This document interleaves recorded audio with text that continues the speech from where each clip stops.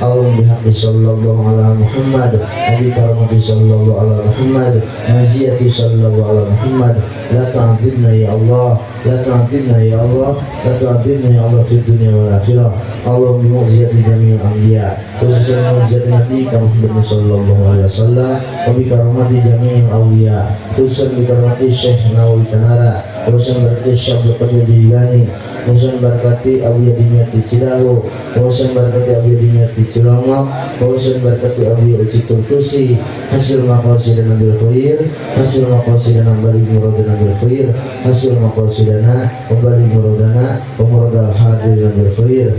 Rabbana taqabbal minna innaka antas samiul alim. Shallallahu alaihi wasallam ala jami'il anbiya wal mursalin. Walhamdulillahirabbil alamin. Mohon maaf atas segala kekurangan. Hadanallahu iyyakum ajmain.